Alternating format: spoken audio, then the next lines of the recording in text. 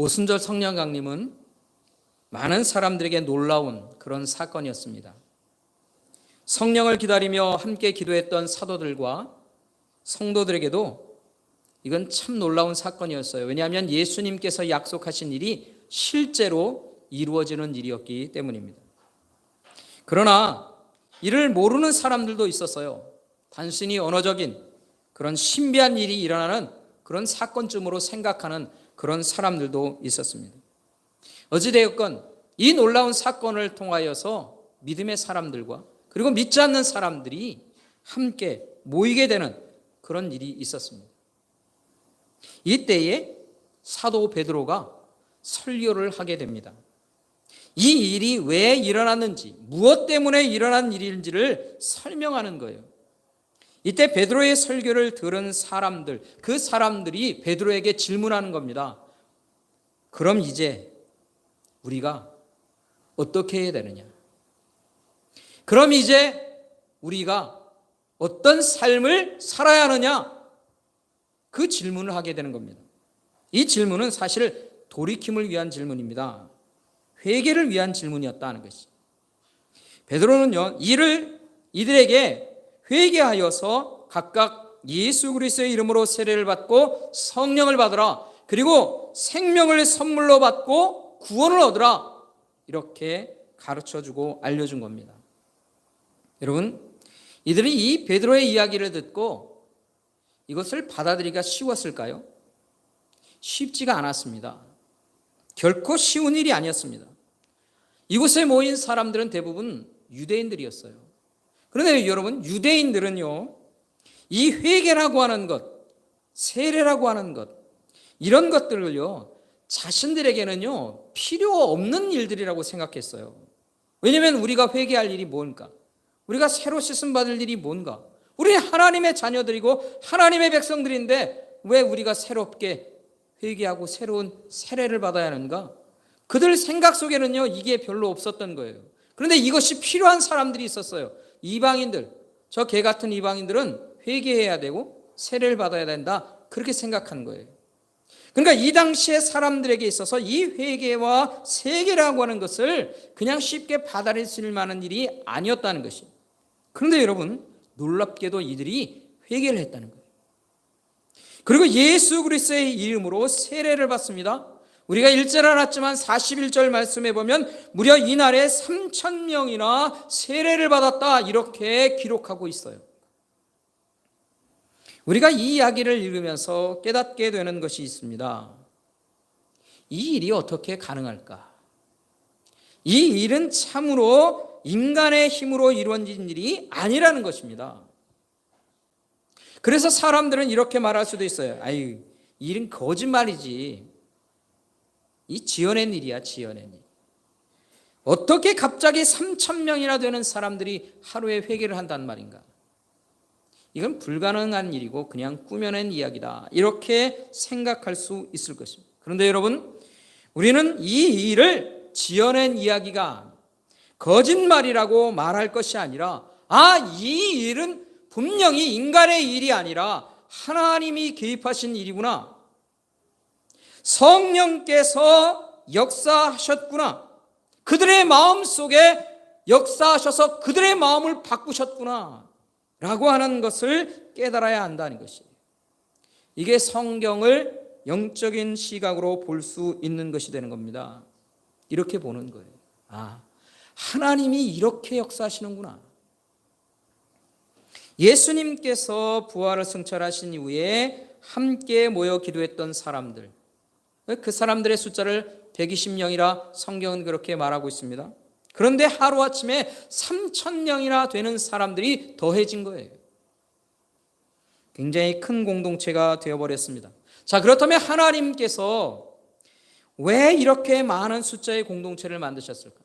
그리고 이렇게 큰 공동체를, 커진 공동체를 통해서 무엇을 하려고 하나님께서 이렇게 수많은 사람들을 모이게 하셨을까? 더 많은 사람들을 더하신 이유가 뭘까? 하나님께서 이들을 통해 어떤 공동체를 만드시는가 하는 것을 우리는 오늘 본문을 통해서 생각하고 깨닫게 된다는 것이에요.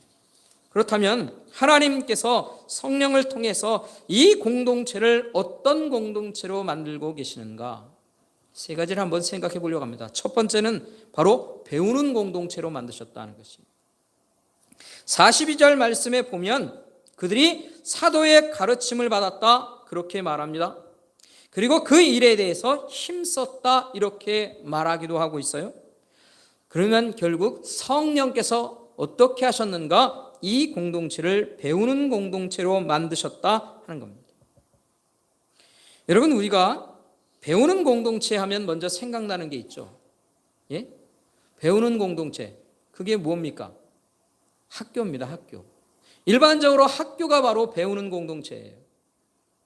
우리가 일반적으로 학교 하면 그것은 배우는 사람들이 함께 모이는 곳이죠. 성령께서 배우는 공동체인 교회 학교를 세우셨다는 것입니다. 우리가 일반적으로 교회 학교 하면 어린아이나 청소년들이나 또는 청년들을 우리가 생각할 수 있습니다. 그런데요, 교회 학교는요, 성인들도 포함되는 거예요. 그래서 교회 학교는 언제나 온 성도들이 다 함께 포함되는 겁니다. 그래서 성인 교육이라고 하는 그런 파트도 사실은 있는 거예요. 그렇기 때문에 교회 안에 있는 모든 성도들은 어떤 사람들입니까? 배우는 사람들입니다. 배워야 하는 자들이라는 것이.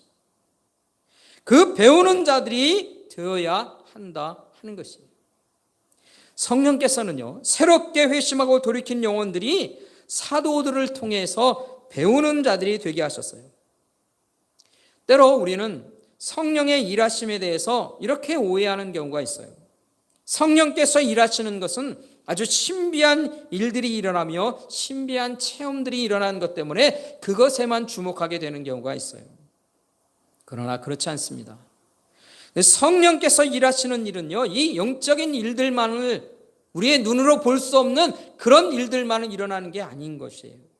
때로 성령의 체험만을 중시하고 성령께서 그때 주시는 이 직통계시로 인하여서만 우리가 살 수 있다, 그것도 우리에게 충분하다 이렇게 말하는 것들도 있지만 그렇지 않습니다.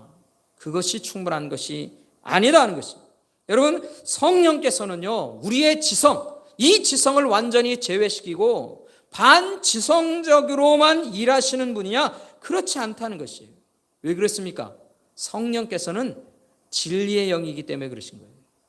진리의 영. 진리를 깨닫는 것으로 시작되는 겁니다. 진리를 깨닫게 하시기 위해 지성을 사용하신다는 것이에요. 생각나게 하시고 기억나게 하시는 거예요. 그리고 진리로 살아가게 하시는 거예요.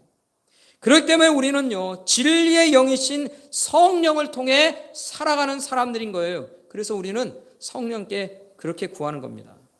진리의 성령님, 진리의 말씀을 잘 배우고 밝히 깨라 알 수 있게 하여 주옵소서. 내가 배우는 영혼이 되게 하시고 내가 깨닫는 영혼이 되게 해 주옵소서. 여러분, 우리가 그렇게 성령을 구할 때 그렇게 기도해야 한다는 것입니다. 여러분, 우리가 진리의 말씀을 밝히 깨닫기 위해서 해야 하는 일이 뭡니까? 배워야죠. 배워야 하는 것입니다. 우리가 잘 배우는 공동체가 되어야 하는 거예요. 그래야 우리의 신앙이 올바른 신앙이 되어가는 겁니다. 성장하고 성숙해지는 신앙이 되어간다 하는 것이에요. 여러분, 이단이 왜 위험합니까? 왜 우리가 이단에 빠지지 않기 위해 애써야 합니까? 잘못된 것을 가르친다는 거예요. 잘못된 것을 가르치는데 그것이 잘못되어 있는지를요, 배우지 못했으면 알지를 못하는 거예요. 이게 옳은 것인지 저게 옳은 것인지 모른다는 거예요. 그리고는 이단 속에 빠져간다는 거예요. 그래서 잘 배우려 하지 않는 성도들이 되면 안 된다는 거예요. 안타깝지만 잘 배우려 하지 않는 성도들이 된다면 신앙은 성장할 수가 없어요. 성장하고 성숙해가지 않습니다. 제자리에만 머물게 된다는 것이, 제자리만 맴도는 그런 신앙이 된다는 것. 신앙의 연수가 점점점 길어지는데 그저 제자리만 멈돕니다. 성장하지 않는 어린아이와 같습니다. 이런 신앙이 되면 안 되는 것이. 그래서 우리는 계속해서 하나님 앞에서 배워가는 영혼들이 되어야 한다는 것이. 우리 새순교회가 어떤 공동체입니까? 우리 새순교회가 어떤 공동체냐는 거예요. 성령께서 오늘 우리 새순교회를 어떤 공동체로 이끌어 가시느냐 하는 겁니다. 지금도 동일하게 성령께서는요, 우리를요, 배우고 익히는 공동체로 이끌어 가시는 거예요. 이끌어 가기를 원하신다 하는 것입니다. 그래서 배우는 공동체가 되어 우리가 신앙이 자라가고 성숙되어져 가는 영혼들이 되기를 하나님께서 원하시는 거예요. 그래서 성령께서 우리를 깨우시는 겁니다. 여러분, 말씀을 왜 깨우치십니까? 왜 내가 하나님의 말씀을 깨닫고 그 말씀을 내 마음에 품기를 원하고 있을까요? 성령께서 우리 안에 역사하시는 거예요. 말씀을 배우고 익히고 잘 자라가길 원하시는 것이 우리 하나님의 마음이다 하는 것입니다. 여러분, 우리가 배우고 아는 만큼 유익한 게 있어요. 더 높은, 더 넓은 그런 신앙의 세계로 나아가게 되는 것입니다. 내 신앙이 더 높은 곳으로, 더 넓은 곳으로 향하여 갈 수 있게 되어야 하는 거예요. 하나님의 나라 안에서 귀하고 능력 있게 섬기며 쓰임받는 믿음의 사람들이 되는 방법은요, 더 알아야 되는 거예요. 배우고 익히는 일을 외면하지 마시기 바랍니다. 시간을 내세요. 기회를 잡으셔야 한다는 거예요. 여러분, 제가 왜 우리 교회 성도들이 함께 영화관 가길 원한다고 생각하십니까? 기회예요, 기회. 하나님의 마음이 무엇인가를 영화라고 하는 그 매개체를 통해 우리가 다시 한번 생각하고 우리가 배워가는 거예요. 알아가는 거예요. 기회를 잡는 거예요. 그런 기회들을 우리가 계속해서 누리며 살아야 한다는 것이죠. 우리가 성령의 이끄심을 따라 배워가는 공동체가 되기를 간절히 소원합니다. 배우고 익히고 성장해서 하나님 앞에서 온전히 쓰임받는 그런 영혼들이 되어가기를 우리 주님의 이름으로 간절히 축원합니다. 축원합니다. 두 번째로 하나님께서 성령을 통해서 우리를 어떤 공동체로 만들어 가셨는가? 교제하는 공동체가 되게 하셨다 하는 것입니다. 성령께서는요, 공동체 안에 속한 성도들이 서로 교제하는 영혼들이 되게 하셨습니다. 이 교제한다고 하는 이야기를 통해 나타나는, 오늘 본문에서 나타나는 것은 두 가지 모습으로 나타나고 있어요. 먼저는 44절과 45절 말씀에 보면 물건들을 서로 통용하고 필요에 따라 서로 나누어주는 일들을 보게 됩니다. 이것은 마치 공동체가 모든 것들을 개인의 소유가 아니라 공동의 소유로 사용하는 것과 같아요. 그래서 사람들이 재산이나 이런 물건들을 팔아서 함께 사용할 수 있도록 했다. 동산이나 부동산이나 할 것 없이 모든 것을 공동체 안에서 사용하려 한다 하는 것입니다. 물론 이것은 모든 교회들이 실행해야 하는 그런 일이냐? 사실은 그렇지는 않습니다. 모든 교회가 그렇게 모든 소유를 팔아 함께 공동으로 사용하고 살아가야 하는 그런 것을 말하는 것은 아니에요. 모두 공동 소유로 만들어야 한다. 그것도 말하는 것은 아닙니다. 긴장들 하시는 것 같은데 긴장하지 마세요. 그것은 이 시대에 특별하게 하나님께서 주신 특별한 모습일 수도 있다는 것을 아시기 바랍니다. 그런데요, 우리가 이 성경을 통해서 이 성령께서 이 공동체 안에서 성도들을 어떤 모습으로 만들어 가시는지를 우리가 함께 보면 이 안에 이들이 어떤 마음을 가지고 살아가게 하시는지를 우리가 생각해 보면 알 수 있게 되는데요.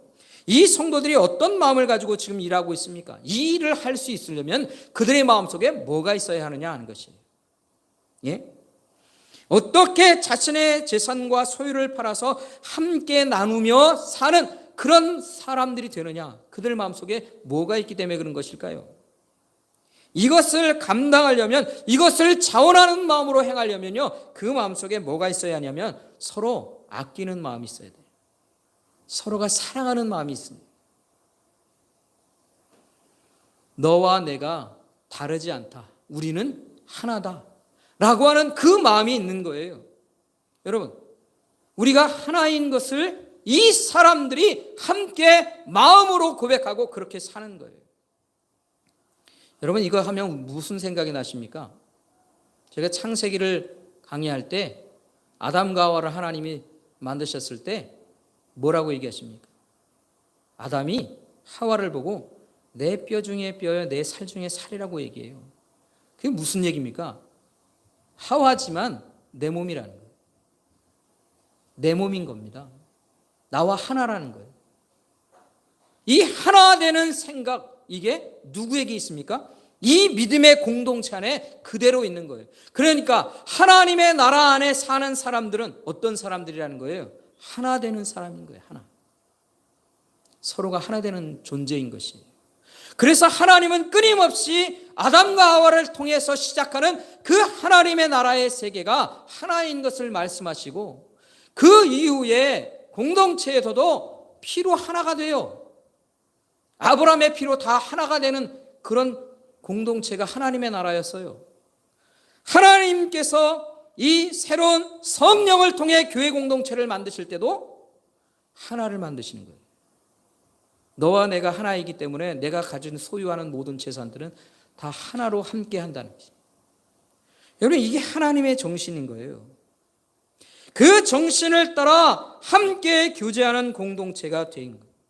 그래서 이렇게 서로 나누며 살 수 있게 된다는 거예요. 여러분, 때때로 제가 이 교회 주변에 살지 않습니까? 그래서 성도님들이 간혹 먹을 것을 함께 이렇게 나눠주시는 그런 때가 있어요. 여러분, 그럴 때마다 참 제가 기쁘고 감사합니다. 감사하는 일이 더 늘어나길 바랍니다. 부담 갖지 마시고요. 여러분, 제가 좋은 것을 받아서 그럴까요? 그게 아니라 그 마음에 나누고자 하는 마음이 있잖아요. 사랑하고 아끼는 마음이 있잖아요. 그 마음 때문에 기쁜 것 아닙니까? 요즘 세상에 뭐가 그렇게 부족하고 먹을 게 없어가지고 먹는 거 준다고 그렇게 막 기쁘고 즐거운 게 아니라 그 마음이 좋잖아요. 우리 마음속에 하나님께서 예수 그리스도의 사람들로 함께 공동체가 되어 살게 서로 함께 사랑하는 마음으로 함께 나누기 때문에 그것이 기쁜 거예요. 오늘 이따 점심에도 우리가 함께 채소를 함께 나눌 때 우리 장로님이 늘 항상 채소를 함께 나누잖아요.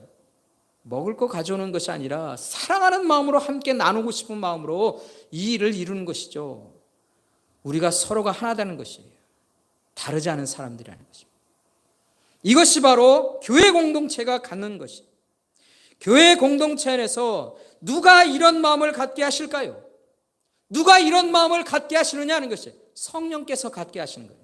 성령께서 우리들 마음속에 서로 하나가 될 수 있는 마음들을 자꾸 불어넣어 주시는 거예요. 그래서 서로 같이 함께 나누고 싶은 거예요. 이게 하나님께서 만드시는 교제하는 공동체로 만드시는 교회다 하는 것이. 또 성령께서 교제하게 하실 때 어떤 일들을 이루게 하시는가? 42절 말씀에 보면 서로 떡을 떼게 하셨다 하십니다. 46절 말씀, 우리 같이 한번 46절 말씀을 함께 한번 읽어볼까요? 우리 46절 말씀 함께 읽어보겠습니다. 함께 합니다. 날마다 마음을 같이하여 성전에 모이기를 힘쓰고 집에서 떡을 떼며 기쁨과 순전한 마음으로 음식을 먹고. 보니까 음식을 함께 나누고 있습니다. 그렇죠? 음식을 함께 나누는 공동체가 됐다는 거예요. 이게 교제하는 것이에요. 여러분, 교제라고 하는 것은 서로 함께 음식 함께 나눠 먹는 것들이 되는 것입니다. 여러분, 왜 음식을 먹습니까? 음식을 먹는 이유가 뭡니까? 예? 왜 우리가 배고픔을 해결해야 됩니까? 그 이유가 뭡니까? 에너지를 공급받기 위해서 그런 거예요. 배고프면 사람이 먹어야 돼요. 왜? 힘을 내야 하니까요. 에너지가 우리 가운데 공급되는 거예요. 에너지가 공급돼야 우리의 생명은 계속해서 연장돼 가는 것이죠. 예? 음식을 먹는다 하는 것은요, 아주 기본적인 우리의 생명과 관련되어 있는 것입니다. 그래서 이 생명을 연장할 수 있도록 힘을 공급받기 위해 먹는 거예요. 또 일할 수 있도록 힘을 얻기 위해 음식을 먹는 겁니다. 그렇다면 이 공동체가, 교회 공동체가 함께 음식을 나눠 먹는다는 것이 무슨 말입니까? 무엇을 의미하는 것입니까? 이것은요, 생명과 연관되어 있다는 것이에요. 생명의 능력을 함께 나누는 겁니다. 함께 힘을 내어서 함께 일하자는 의미로 함께 음식을 먹는 거예요. 여러분, 이렇게 한번 생각해 보세요. 만약에 어떤 사람들이요, 악한 일을 공모했습니다. 예? 우리 함께 한번 털어보자. 은행 한번 털어보자. 만약에 그렇다고 한번 생각해 보세요. 근데 이 사람들이요, 그런 공모를 하고 힘을 내기 위해서 함께 음식을 나누어 먹습니다. 어떤 사람들이 음식을 사기 위해 돈을 내놓습니다. 또 어떤 사람들은 음식을 샀습니다. 그리고 운반합니다. 그리고 함께 음식을 나눠줍니다. 그리고 함께 음식을 나눠 먹는 사람들이 있습니다. 여러분, 이 음식을 나눠 먹는 이 모든 사람들이 함께 뭘 하고 있는 겁니까? 악한 일을 하는 거예요. 죄된 일을 짓기 위해 함께 음식을 나눠 먹으면서 힘을 합하고 있는 거예요. 그러니까 단순히 음식을 나눠 먹는다는 것은요, 먹는 것에 대한 문제가 아니라 이게 뭘 하려고 하는 것이냐. 그래서 음식을 나눠 먹는다는 것이 바로 무엇을 향해, 무엇을 목적으로 힘을 함께 모으고 있느냐 하는 것을 의미하는 거예요. 그렇다면 우리 믿음의 사람들이 함께 음식을 나눠 먹는다는 것은 어떤 것입니까? 무엇을 위한 것입니까? 거룩한 생명의 능력을 함께 공급하는 거예요. 내 믿음의 식구가 먹지 못하고 있습니다. 배고픔에서 생명이 점점점 꺼져가고 있어요. 그건 나와 상관없고 나는 내 배 불려야 한다. 그렇다면 이 믿음의 식구들에게 생명을 공급하지 않는 길이네. 그렇기 때문에 우리는요, 함께 서로 돌보며 함께 먹는 일들 가운데 나가야 하는 거예요. 여러분, 이게 중요한 것입니다. 우리가 교회 안에서 식사를 준비하여서 함께 나눕니다. 이것은 초대교회 성도들이 처음에서부터 시작한 일이고 계속해서 지금 이 시대까지 우리가 함께 이 전통을 향해 가고 있는 거예요. 그러니까 단순히 점심에 교회에서 밥 먹는다고 하는 것이 밥 먹는 것으로 끝나는 것이 아니라 이 안에 참 귀한 의미가 있는 거예요. 그렇기 때문에 다 같이 밥을 먹기 위해 함께 음식을 차리고 그렇게 함께 하는 것은요, 이 생명의 거룩한 생명들을 함께 나눈 일에 함께 하자는 말을 그 안에 포함하고 있는 거예요. 그래서 음식을 준비하고 음식을 차리고 음식을 나누고 설거지를 하고 모든 것들을 정리하는 모든 일들, 이 모든 일이 다 뭐 하는 것입니까? 거룩한 생명을 함께 나누는 일인 거예요. 단순히 우리가 밥 먹기 위해 그 배를 채우기 위해 교회가 그걸 하는 게 아니라는 것이죠. 그런데요, 교회들을 들어보면 코로나 이후 교회들이 점점점 밥을 못 먹는데요. 안 먹는다는 거예요. 왜? 안 해봤으니까 이제 귀찮은 거예요. 몇 년 동안 안 했거든요. 다시 말하면 이 하나님의 이 거룩한 공동체를 세워가는 이 일들을 점점 귀찮다고 안 한다는 것이에요. 그런데 우리 교회가 그것을 하고 있어도 참 감사해요. 자랑스러워요. 다른 교회 목사님들한테 얘기해요. 우리 교회는 밥 먹습니다. 그 일을 위해서 우리 권사님, 집사님들이 수고하시잖아요. 이 일을 우리가 함께 하는 것은요, 단순히 밥 먹는 것이 아니에요. 우리 안에 거룩한 공동체로 함께 교제하며 살아가는 일을 하는 것입니다. 그러기 때문에 식사를 준비할 때마다 이 일이 내가 단순히 밥 먹는 일이 아니라 하나님의 거룩한 공동체를 세워가는 일이구나. 여러분, 자기 자신을요, 하나님 앞에 드리고 있는 이 봉사의 일들이 귀한 일인 것을 스스로 아시기 바랍니다. 하나님이 그렇게 기억하시는 거예요. 함께 섬기고 봉사하는 일이 얼마나 귀한 일인지를 기억하며 사는 것, 그것을 깨닫고 사는 것, 여러분, 이게 귀한 겁니다. 이게 하나님께서 하나님의 공동체를 세우시는 그 모습을 아는 것이에요. 아니까 그게 귀한 줄 아는 거예요. 알지 못하면 귀찮은 일로 여기는 것입니다. 성령께서 교회가 해가야 할 이 교제의 일들을, 교제하는 공동체로 만드신 이 일들을 우리가 잘 기억하고 잘 이행해가는 우리 믿음의 식구들 가기를 주님의 이름으로 축원합니다. 우리가 그런 일들을 감당하는 거예요. 우리가 소수로 함께 모였지만 이 소수 안에 무엇이 있습니까? 진리가 있는 거예요. 성령께서 우리를 진리 가운데 이끄시는 그 일들을 우리가 배우고 알고 함께 교제하며 이 일을 이뤄가고 있다 하는 것을 우리가 꼭 기억하길 간절히 소원합니다. 세 번째로 이 공동체를 어떻게 이뤄가고 계시는가? 바로 예배하고 전도하는 공동체가 되게 하신다는 것입니다. 47절의 말씀입니다. 우리 같이 한번 읽어볼까요? 47절 말씀 함께 합니다. 하나님을 찬미하며 또 온 백성에게 칭송을 받으니 주께서 구원받은 사람을 날마다 더하게 하시니라. 아멘. 여러분, 성령께서 이 공동체가 하나님께 찬미하는 공동체로 만드셨답니다. 예배하는 공동체가 되게 했다 하는 것입니다. 여러분, 성도 간의 교제는요, 음식을 함께 나눠 먹고 필요한 것들을 함께 나누는 일을 통해 이루어집니다. 그런데요, 이 예배라고 하는 것은 성도들이 하나님과 교제하는 거예요. 성도들이 함께 교제하는 것은 음식을 함께 나누며 이루어지는 일이고, 하나님께 예배하는 것들을 통해 우리는 하나님과 교제하게 되는 거예요. 그러니까 두 가지가 함께 공존하고 있는 것이다 하는 것이. 하나님께서 이 공동체를 만드신 겁니다. 성령께서 교회 공동체 안에 예배하는 공동체로 만드셨어요. 뿐만 아니라 구원받는 사람들을 더하게 하시는 일들까지 했습니다. 이것이 복음을 통하여서 구원 얻는 사람들을 더하게 하시는 일인 것이죠. 이제 이 일이 성령께서 이제 하신 일뿐만 아니라 이제 사도들을 통해서도 일하게 되는 것들을 우리가 사도행전을 통해 이제 계속해서 보아가게 되는 것입니다. 사랑하는 성도 여러분, 오늘 우리는 성령께서 세우시는 교회, 이 공동체의 모습을 보고 있습니다.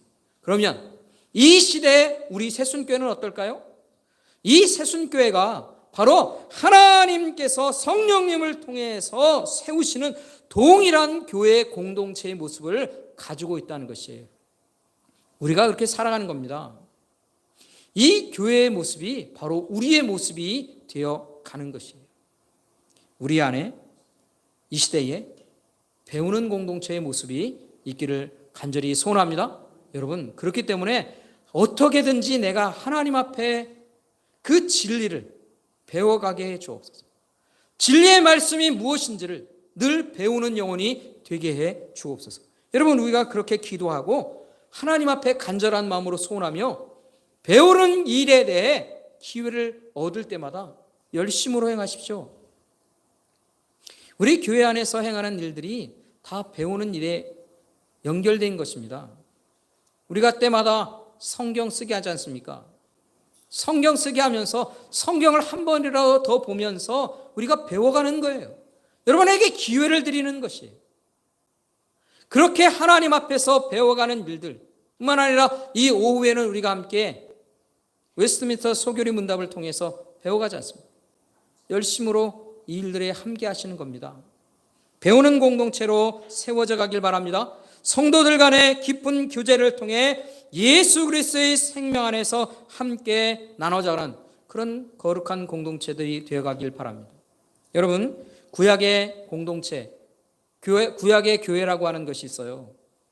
그것은 바로 이스라엘 백성들의 이스라엘 공동체예요. 이 공동체는 무엇으로 인하여서 만들어진 것입니까? 아브라함을 통해서 만들어진 거예요. 아브라함의 피를 통해. 아브라함의 피를 통해 만들어진 구약의 공동체가 있었어요. 이것을 교회라고 표현하는 신학자들도 있습니다. 그렇다면 신약에는 어떨까요?